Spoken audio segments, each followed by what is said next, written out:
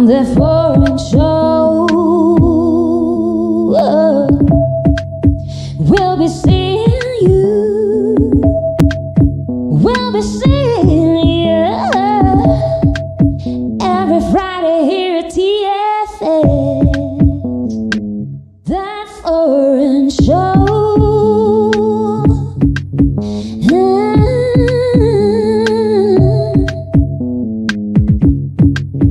We'll be seeing you on that foreign show. We'll be seeing you. We'll be seeing you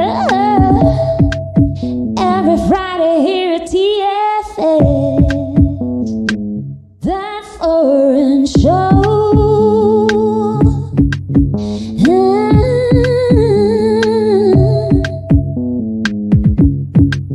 We'll be seeing you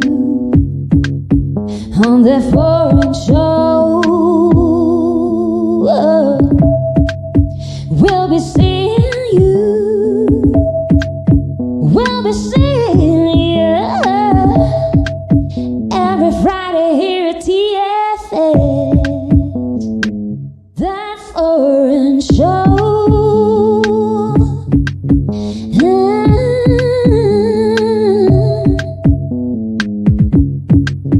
We'll be seeing you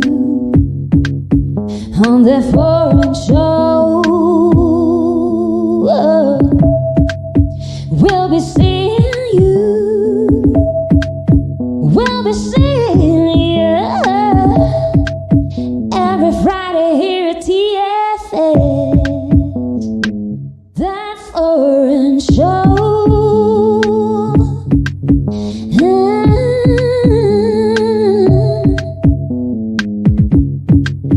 We'll be seeing you on that foreign show. We'll be seeing you. We'll be seeing you every Friday here at TFS. That foreign show.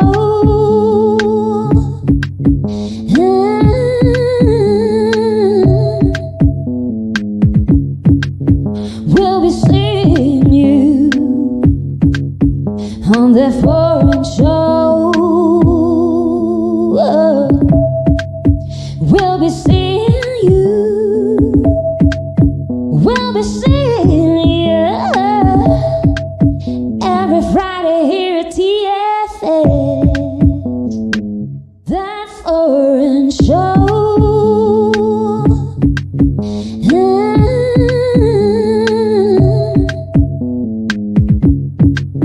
We'll be seeing you on that foreign show. We'll be seeing you. We'll be seeing you every Friday here at TFS. That foreign show. That foreign show.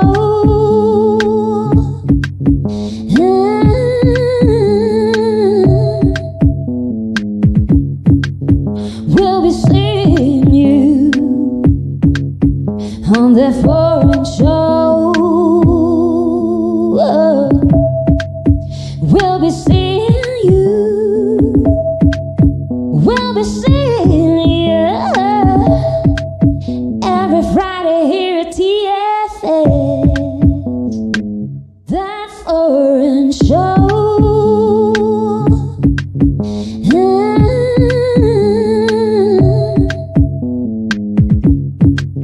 We'll be seeing you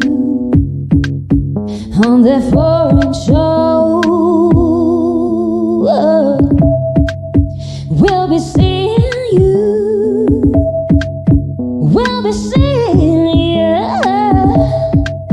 every Friday here at TFS. That foreign show.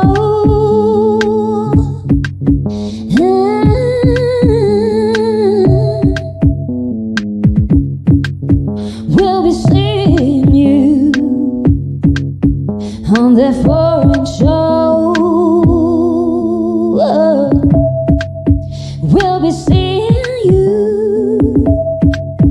We'll be seeing you every Friday here at TFS. That foreign show.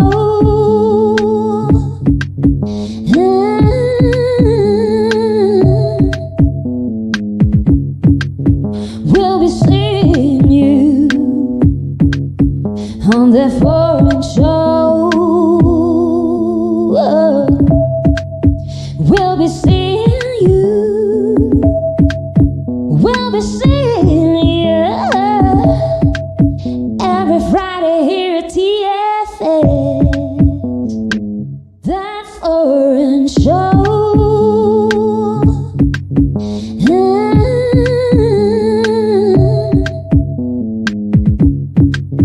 We'll be seeing you on that foreign show. We'll be seeing you.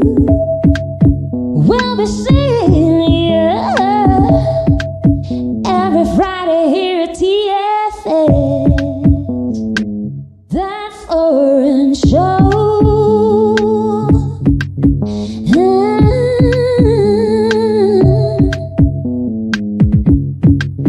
We'll be seeing you on that foreign show. We'll be seeing you. We'll be seeing you every Friday here at TFS. That foreign show.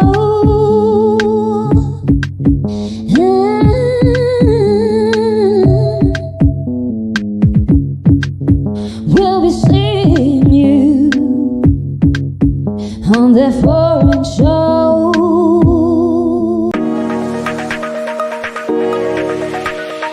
ADR Networks presenta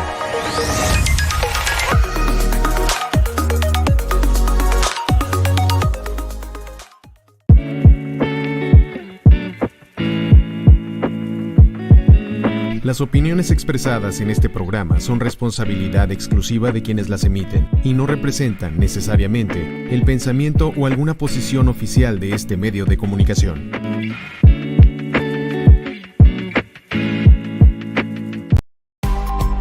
ADR Networks presenta. This is Celestine Angel. And I'm Isaac Crouch. And this is... Foreign Show! On that foreign show. ADR Networks presenta. This is Celestine Angel. And I'm Isaac Crouch. And this is... Foreign Show! On that foreign show. What's up, ladies and gentlemen? Welcome to the show, That Foreign Show. My name is Isaac Rakesh. And I'm Celestine Angel. We are here on ADR Networks, activating your senses.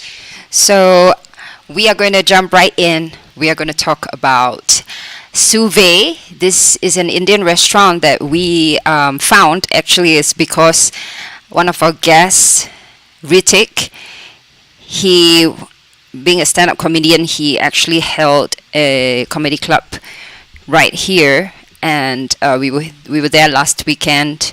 We were pleasantly surprised. By the, not just by the set, which was funny as usual, crazy as usual. Ritik and he had a couple of other comedians that came down. A big shout out to them also. But also by the food.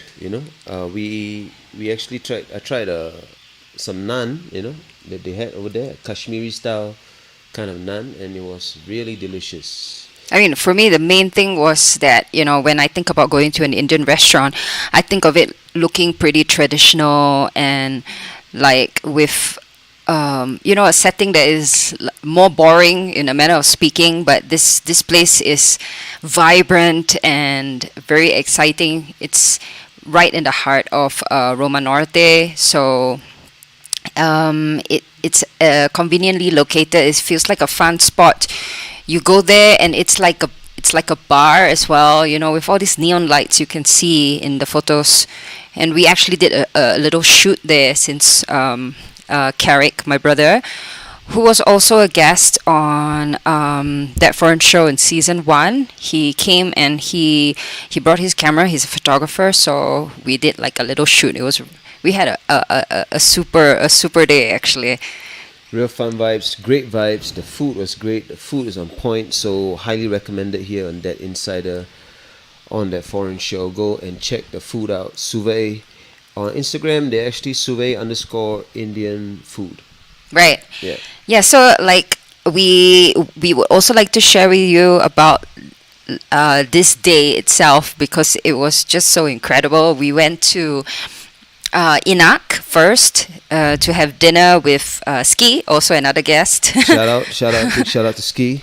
So we went to Inak, and the food was super on point. Again, Inak is an Indonesian restaurant. We also covered it on the show, and we also have had the boss of Inak, Uli, an Indonesian lady, to on our show as well. So like these are all like people that you can check out, and places that we recommend. And so we went there, and I just want to share with you about our day. We went. It was like a group of us, and like Uli was so sweet. She actually made sambal kangkong for us, which is she said that in Spanish is called agua de espinaca or something like that. Mm-hmm. And like back in Asia, we have it super spicy. We always have it with sambal, which is a chili that we eat in Southeast Asia. So like basically having sambal kangkong.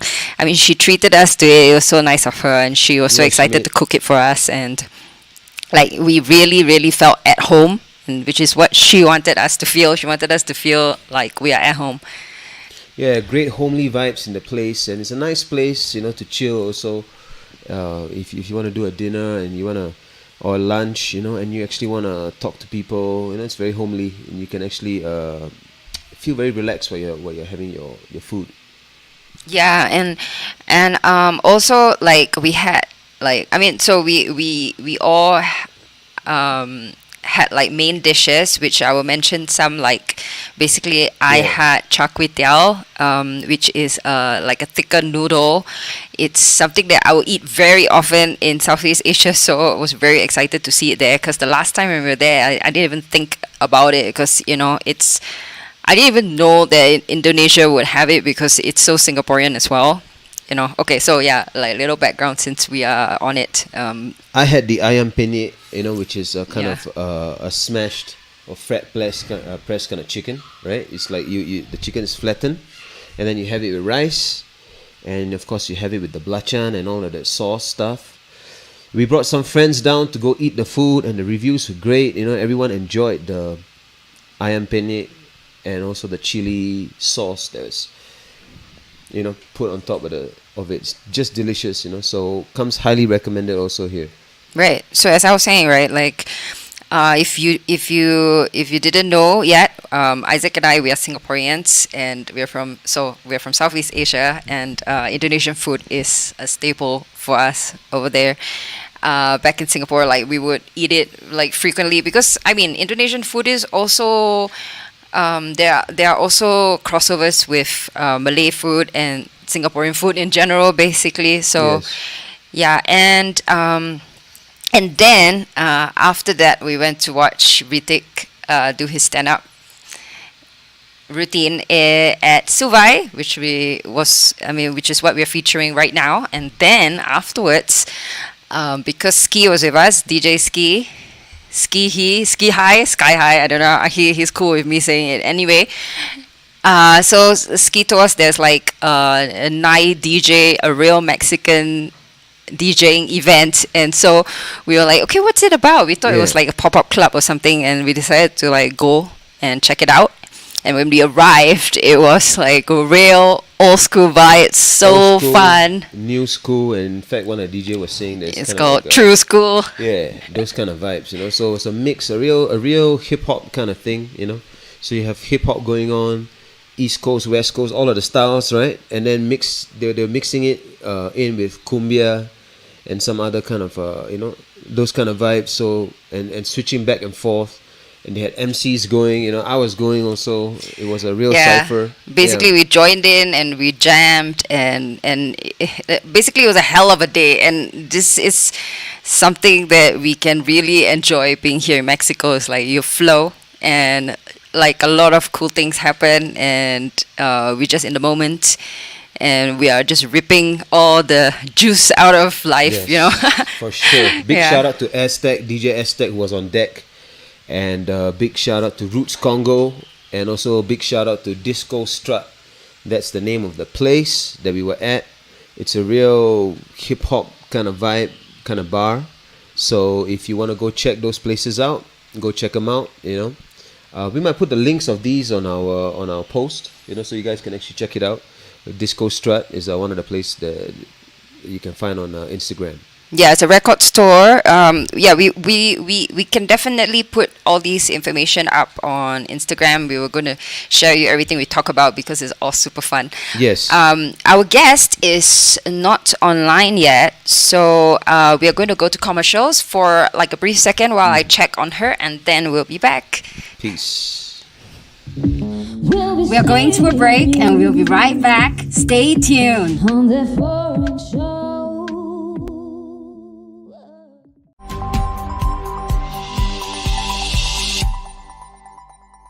Hola, soy Eric Cadena. Yo soy Ale García y yo Mariana Torres y te invitamos a que no te pierdas TFS, Un programa del mundo del entretenimiento donde tocaremos temas como música, teatro, televisión artistas invitados, cine, series. y mucho más, así que te la pasarás TFS todos los sábados a la 1 de la tarde, Por ADR Networks. activando tus sentidos.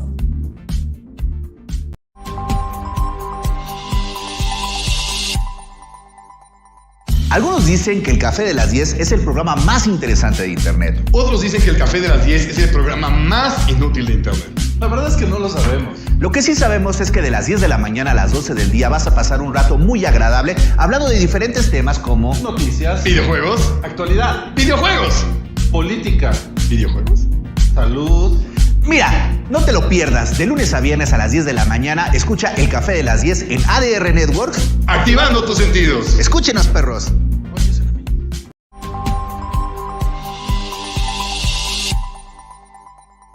Inicia tus mañanas con buena actitud, bien informado en temas de actualidad, salud, noticias, entretenimiento y todo lo que quieres saber respecto a tu día a día.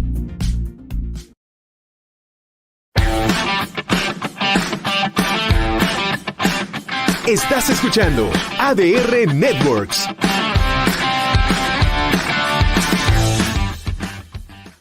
Yo soy Monse Guarneros. Yo soy Fer Gómez. Y yo Lalo López, y esto es Tu Voz, Unidos por Ti. Historias de una fundación que ha llegado a tu hogar y que ha solucionado muchos problemas de ustedes. Ayuda, dona, apoya y síguenos en nuestras redes sociales. Además, sigue nuestras transmisiones a través de ADR Networks todos los jueves a partir de las 8 de la noche. Activando tus sentidos.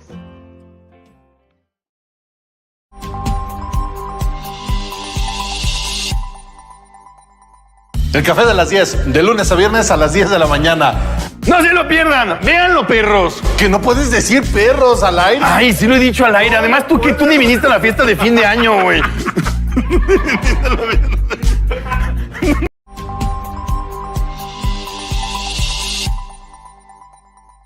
Hola, ¿qué tal? Yo soy Alberto Morales. Y yo soy Yolanda Muedano. Y te invitamos a nuestro programa Jite Karate Do, Artes Marciales y Deportes de Contacto. Todos los lunes en punto de las 9 de la mañana, Para platicar de lo mejor de las artes marciales aquí en ADR Networks, y ADR Sports. activando tus sentidos marciales.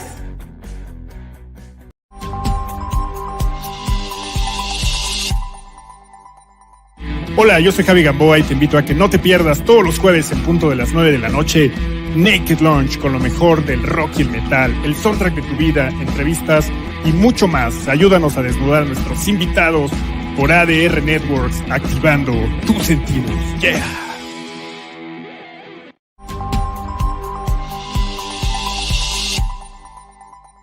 Hola, yo soy Alicia Rábago y te invito a que todos los viernes a las 9 de la mañana no te pierdas Acompañándonos. Es un programa que tiene temas de salud, de educación, de bienestar, de crecimiento personal, de estar y compartir. Son programas de interés para ti, para mí y para todos. Así que te espero los viernes 9 a.m. en Acompañándonos por ADR Networks.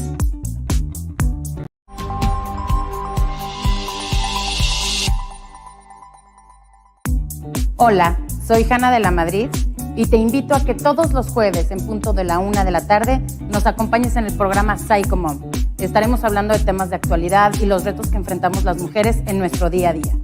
¿Por dónde? En ADR Networks, activando tus sentidos. Hey guys, we're back at TFS and thank you for staying with us. On the foreign show. Hey guys, welcome back to And the we are back. show. Yes. Activating your senses. Yes. So we have Angela Choi with us. Where is she? Welcome to the we'll show. wait for her. Okay. Angela, are you there? Angela? All right, okay, we are seeing a black screen.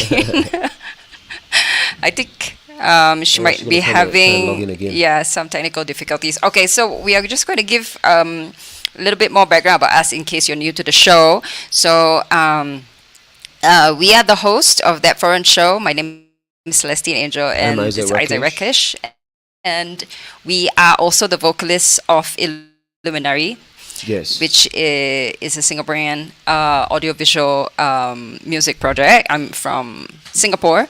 So we are very excited to use this podcast to study our experiences here in Mexico because we have found the experience incredibly transformative. Yes, and also this learning, this understanding kind of lends into the subjects that we talk about on the show.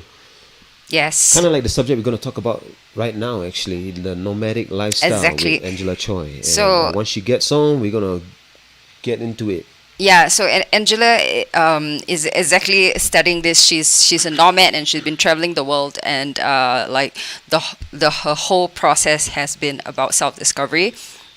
And like just a little background about the theme of today is that she has been in Mexico like for 6 months, and it's the longest she has been anywhere in 5 years. So we have so much to dig into to ask her about. That's really interesting. Mm-hmm. And also about how this is kind of,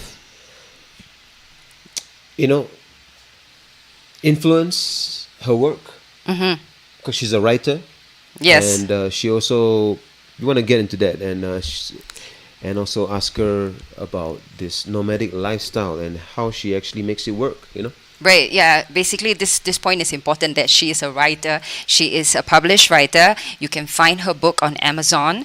So we will show that later, and also like just to let you know that her internet is unstable, and that's why she is not able to be on right about now. So let's hope that it all gets worked out. Yeah.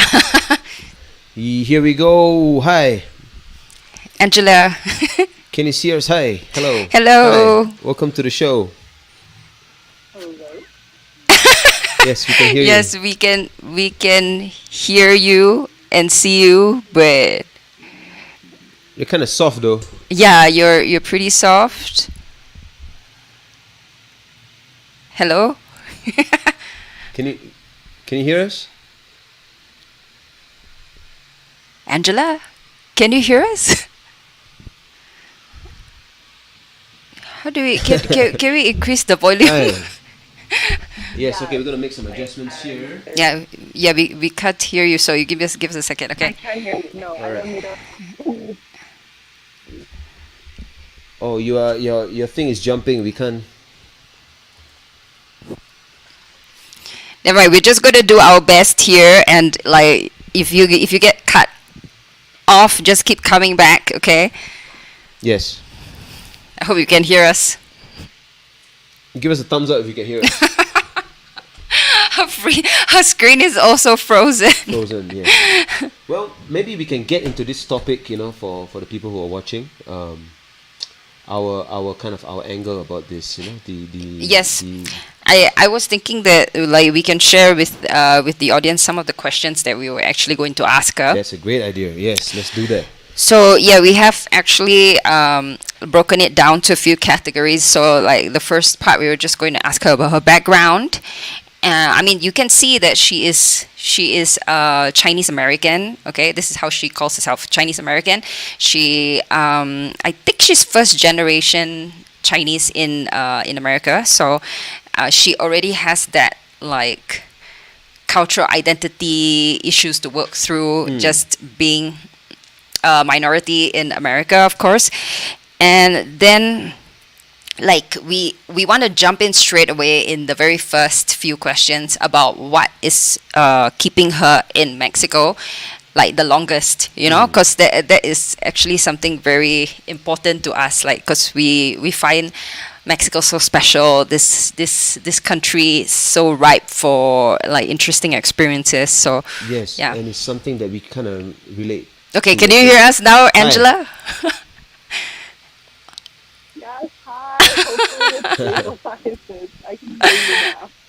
Okay, cool. All right, that's great. Welcome to the show. Is this the loudest we can get from her? Like, okay, can raise the volume. Over here. Sorry. Okay, so. Yeah, it's the max. Okay. No, it's okay. No, this is our mic volume. Yeah. Okay. Close it. Let's just jump in and ask you questions now before it goes sideways. Okay. Right. Okay, so we have already spent some time introducing you, and it'll be good if we can like talk about your background a little bit. I really can't tell if you can hear me. Okay, this is seriously not going. Yeah, this is not working at the moment. I suggest. Okay, she's gone and she's gonna come back in. So let's just continue with Okay, she's saying the questions. the of what you were talking about. This point that you mentioned that we kind of vibe with also about how Mexico is actually the place that she's chosen to stay the longest, right? And I mean, we right now at this moment we don't know if there's a particular reason or it's just happening this way. So, but it'll be interesting to delve into it. Yeah. Yeah. Mm-hmm. So maybe we can tell the people about our personal experience, about with regards to this point of actually, being here and as an artist, being artists. For us, we actually feel that Mexico actually has offered a kind of something for us to explore the art, Yeah. And it's kind of for lack of a better way of putting it, it's actually an absence of something, I would say. Not really something that it's offering. More of like a space, Like absence of something meaning what? Like for example? Like it's not that something, it's maybe an absence of a certain kind of structure, a certain kind of structure that, or regularity, or kind of a fixed schedule kind of thing, that. Yeah. When like everywhere is so structured, it makes you feel like you cannot be free to express or whatever, right? Like along those lines.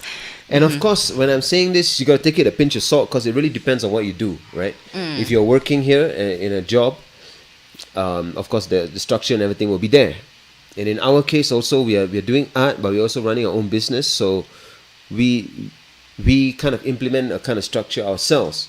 But what I'm actually talking about here is kind of a intangible kind of feeling, right?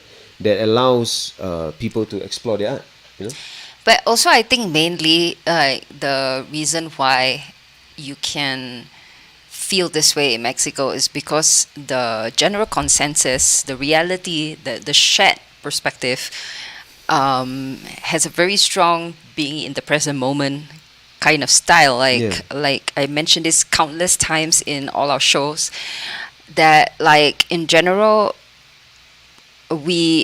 people here and we as well don't talk about the 5-year, 10-year plan, which is so important in like back home, and I think in like maybe in the US as well, like Yeah. because you're considered not responsible if you don't prepare ahead, right? And like, And also, again, another hello, disclaimer. better. It looks better, so Yes, this is yeah. So many technical difficulties. significant improvement. Like we can Yeah. see movement. Yeah, you're not Yeah. lagging, you're not frozen, everything is fine now. But like, how are you hearing us well and all that?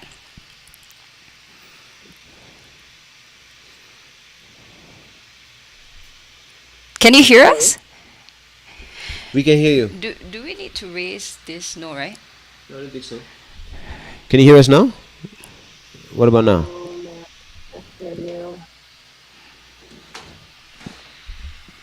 Let me just check something. No, but I think that if there is no sound from us, Katya will have told Are us. you able to hear us? Can you hear me? Now, yeah, we can Yes, hear you. we can. Like, It's kind of laggy, but if we, I guess, take it slow in between the sentences, Okay. we can get this done. Hopefully this works. Okay. Yes. I tried bye. to Okay. AirPods and it's not working. Hi. So many technical difficulties. Hi. It's so nice to be here. Yes. Welcome nice to to the meet show. you Nice too, to meet Angela. Yeah, like, you know what? Since we have talked so much just in preparation for you to arrive, right? Like introducing and all that. Like, can you just start talking to the audience now and tell us more about your background and what you're doing in Mexico? Blah blah blah. Okay. Yes. Please. Yes. Hi, everyone. Thank you for your patience. Yeah, so in a nutshell, I accidentally became a nomad 3 years ago. And the long of the story is that in January of 2020, I had just left my job and I got a one-way ticket to India. And it was supposed to be in my head like a 6-month trip, but obviously COVID hit in March of 2020. And so I went home and I couldn't travel and didn't want to do the 9 to 5 again, and started teaching yoga online and coaching people. And then about a year later, in March of 2021, after spending lockdown in New York City in winter of 2020, I decided to get a one-way ticket to Mexico because I was going a little stir crazy in New York during the height of the pandemic. And I got to Mexico. I was in Puerto Vallarta at the time and stumbled upon the nomad life. I realized that people had been doing this since pre-pandemic, and that's how I accidentally became a nomad. And I was at it for a while, and you know, we can talk about this. There's so many beautiful elements of the nomadic lifestyle, and you know, with anything else in life, there are drawbacks as well. And I started burning out from traveling, which I never thought I would say, but that is also a reality.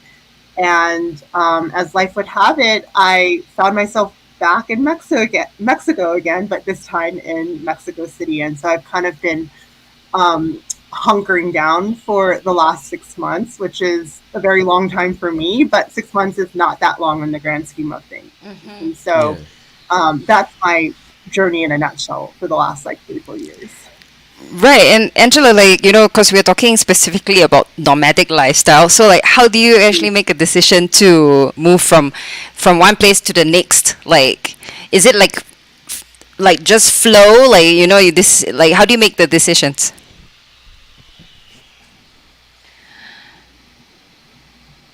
Yeah. So when I first started, there were some logistical considerations at that time.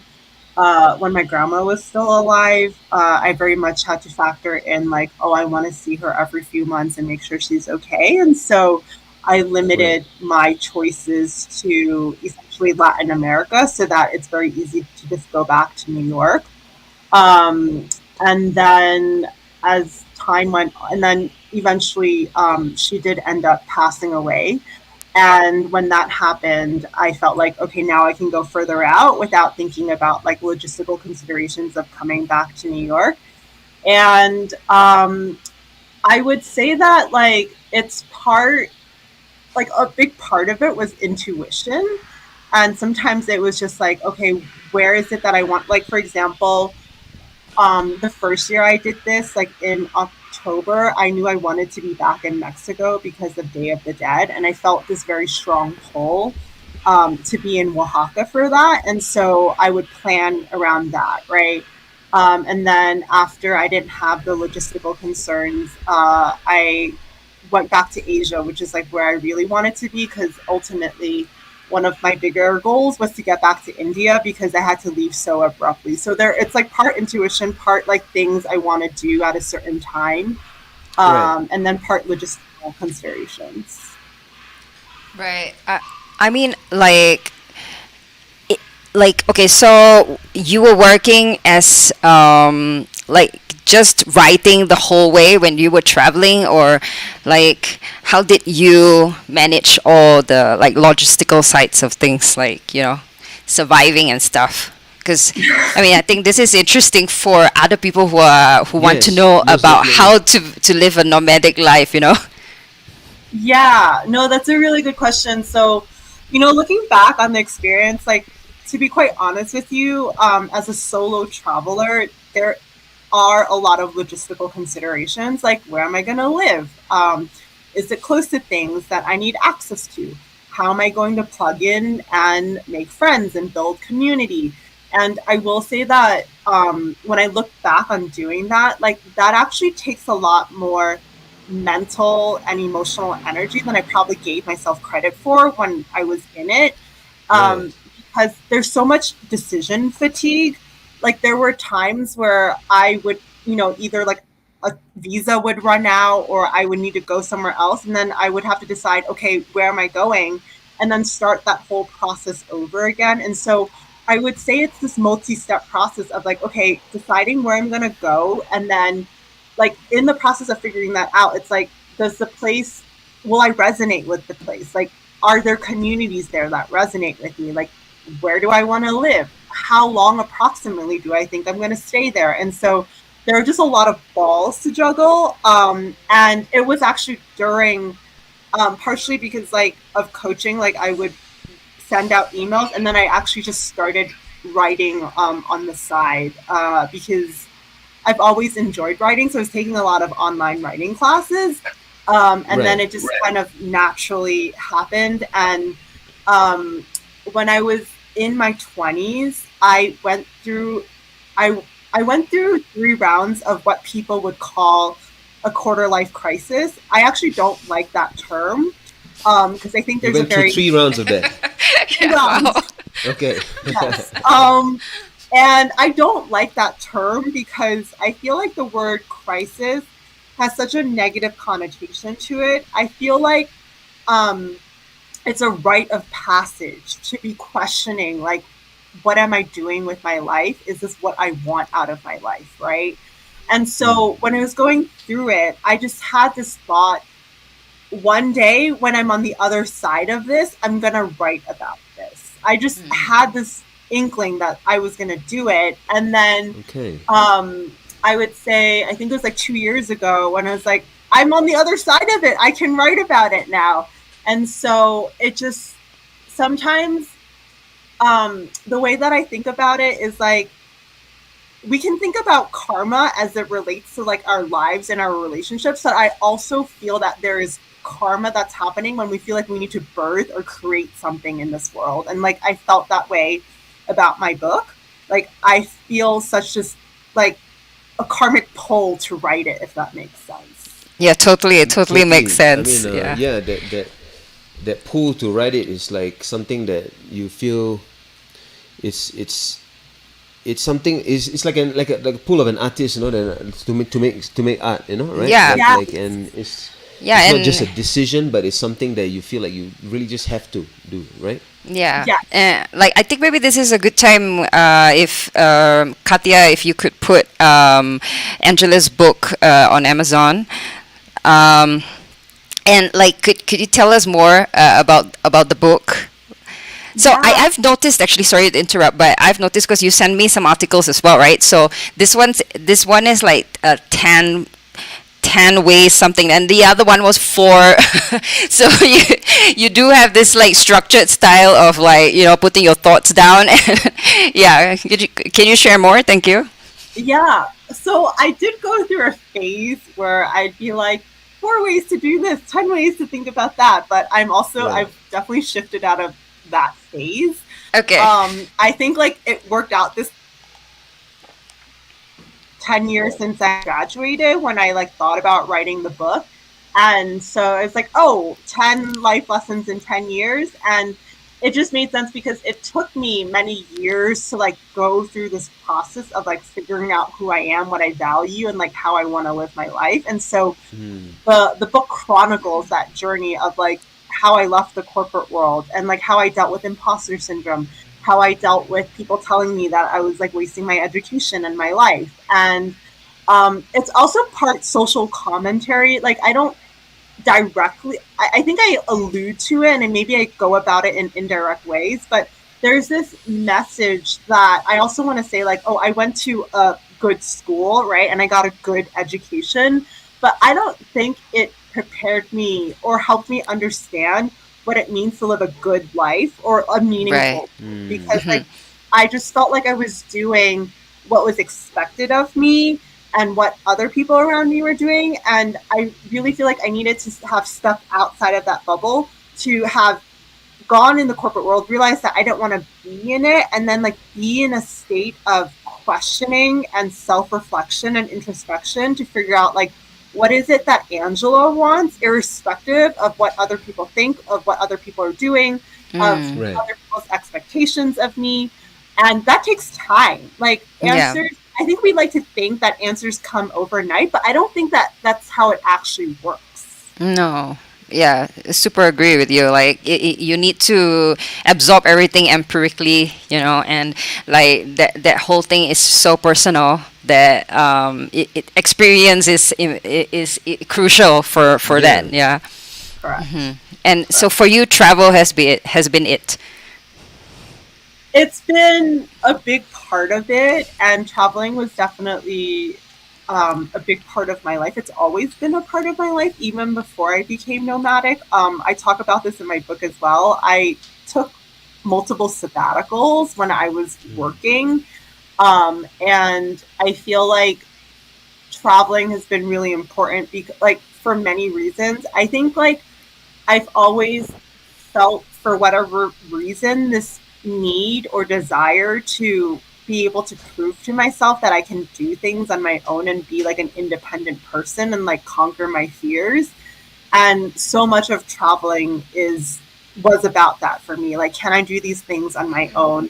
Can I land in a place like I don't know anyone and like figure things out on my own? And like it's also like really helped me see that there are other ways of living and thriving, because I think what I knew was so narrow, because like most people were doing things a certain way, but then when you travel, you break out of your bubble and you realize that people think differently, they live differently, and it really expands like what you think is possible in your life. Right. It makes you more open-minded. And for me, I think a big part of it is like it's reinforced for me like what is important in my life. I think that there are a lot of things in the US or in like capitalistic societies that like we've normalized that actually like aren't healthy for us. And I think that when I've traveled, it's like you kind of go back to the basics, right? Like being in nature, being in community with people, like like in harmony with your environment, right? Versus being in a big city, which is actually not normal when you think about it. So it makes you question and reflect on a lot of things, at least for me personally.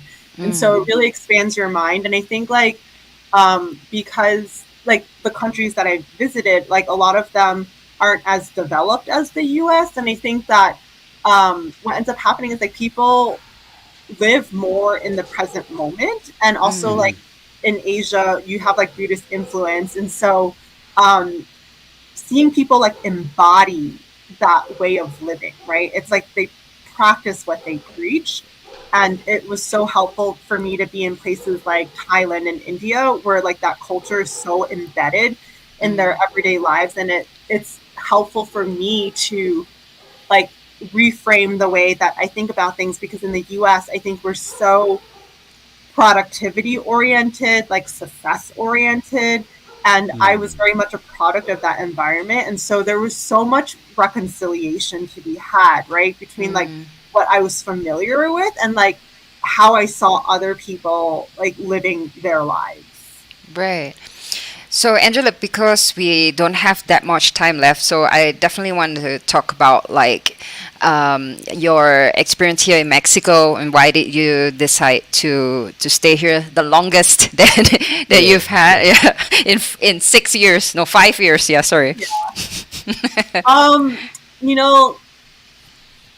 You know that quote, there's a quote where it's like, you make plans and God laughs. This is not part of the plan. Okay. The plan was to land here for like a month or two to 3 months, like what I normally do. It was kind of like a pit stop to make my way back to Asia. Like that was the original plan. I wanted to mosey back to Asia.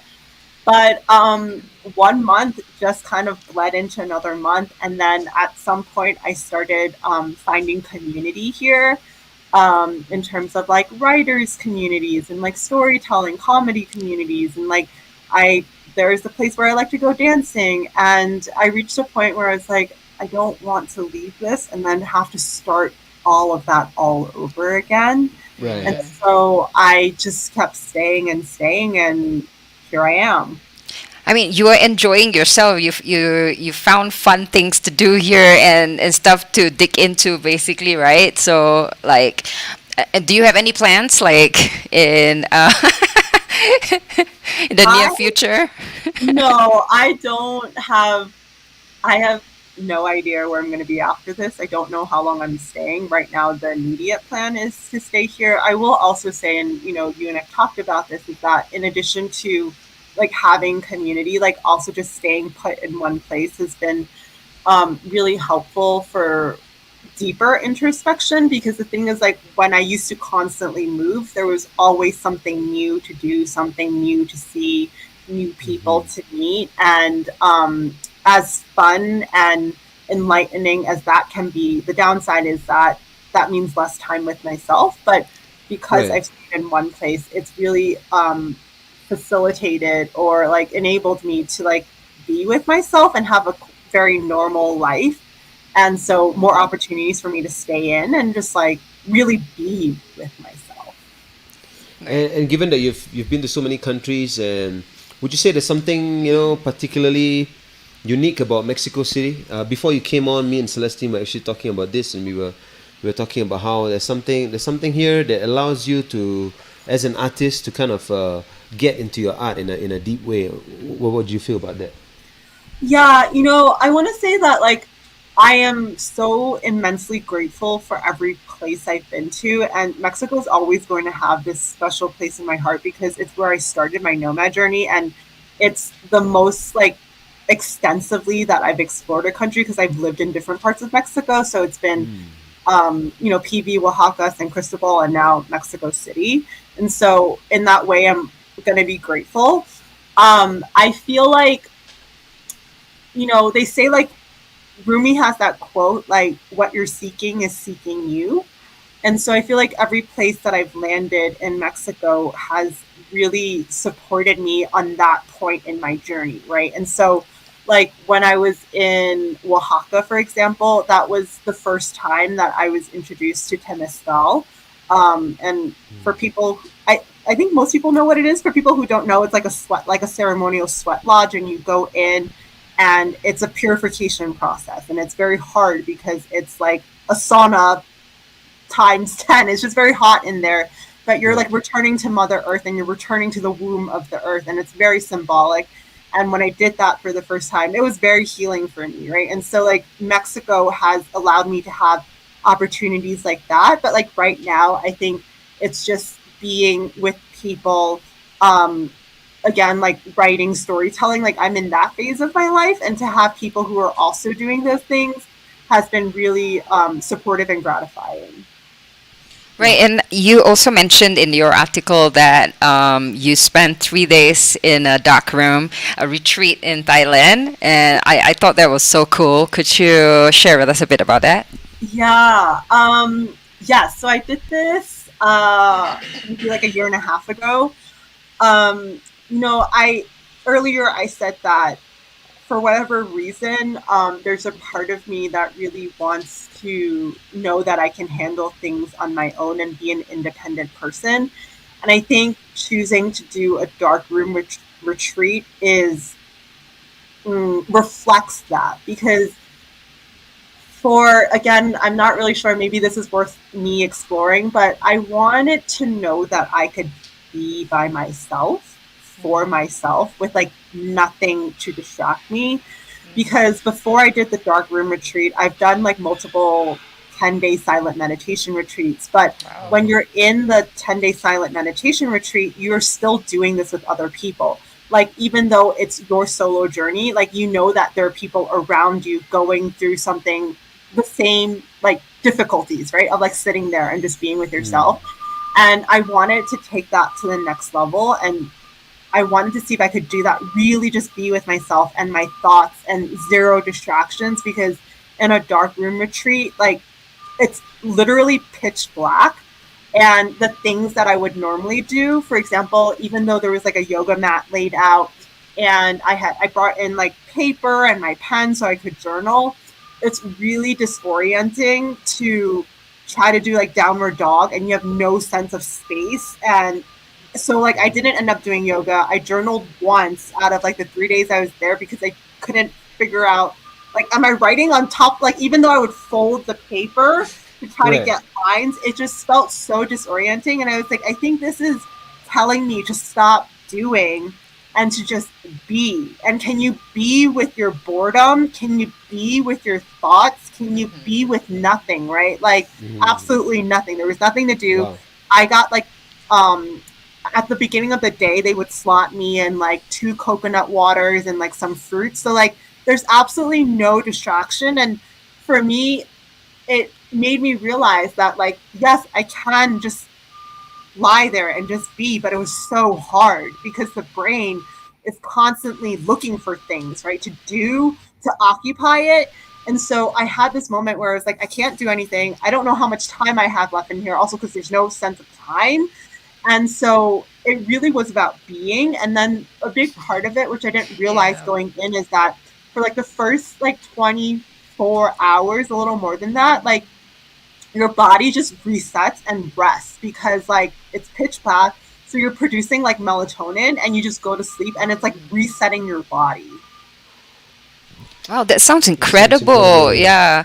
So, like, after the 3 days, no. Like, I first have to ask. So, after the 3 days, somebody opens the door, and then you're like, yes, it's over. I come out to daylight. Like, how did it work? And also, is it pitch black during the daytime as well? Yes, yeah. Wow. No windows, nothing, right? Yeah. No windows. So the whole thing is pitch black. And the day that I exited, like, the woman who hosted me deliberately ends the retreat during essentially like when the sun rises. So it's not like too jarring, but when I came out, even though the sun was just rising, it was very jarring. Like it just felt like everything was super bright because I'd spent like more than 72 hours in pitch darkness. Yeah, surely. So actually, Angela, we have reached like the last few minutes of the show. So like, what thoughts do you have to impart to other people who might be interested to start living a more transient lifestyle? anything is possible. If that's what you really want to do, definitely recommend connecting with people who have done it already. I'm always happy to talk to people, if not me, then someone else. And go after what you want. I like also feel like as I've gotten older, my tolerance for like different travel situations has gone down. And so I feel like generally speaking, the younger you are, the easier it is to do this. Not that, you know, I've met people on the road who are at different ages. I just think it's a little harder as you get older. So like, don't postpone it is what I'm trying to say. And like, do what speaks to you. And people may not agree, but it doesn't matter because it's your life. And it's important to go after the things that like really make you happy and make you feel excited, because what else is life about? Right. So people can reach you on this website on www.angelatroy.co. Yeah. Your contact details are there, right? So they can talk to you and you can coach them on this. So is that something you offer as well, like coaching or to guide people? I do, yes. I also work as a coach. I do a lot of what I would say like mindset work with people, inner work, because the thing is like where we are in our lives right now, our present is very much informed by our past, and like the way that we show up in our lives, it's just like a series of habits and patterns that we've developed, and sometimes we're not aware of what's driving our actions or lack thereof. And so like bringing to awareness to people of why do you do the things you do? Why don't you do the things you do? Where does that come from? That's a lot of the work that I do. Right. And you are a psychologist. I mean, that's what you were studying in school, right? Yes, I'm not a psychologist, but I did study psychology in undergrad, and there's definitely like a psychology component to coaching and just like understanding human behavior. Yeah. Okay, so we had such a great time chatting with you. It's too bad the earlier part was so crazy because there's so much more that we can chat about. Really interesting the stuff that you're talking about, and it really speaks to us also, you know, about like living your best life and being the truest you that you can be. Yes, thank you so much for having me. It was so lovely chatting with you guys. Thank you. So I'm Celestine Angel. I'm Isaac Rakesh. And we have Angela Choi with us, and we are signing out here on ADR Networks, activating your senses. Peace. Thank you to all who joined us here on That Foreign Show. It's been awesome. I'm Celestine Angel. And I'm Isaac Crouch, and we'll see you next Friday. Have a great weekend, y'all.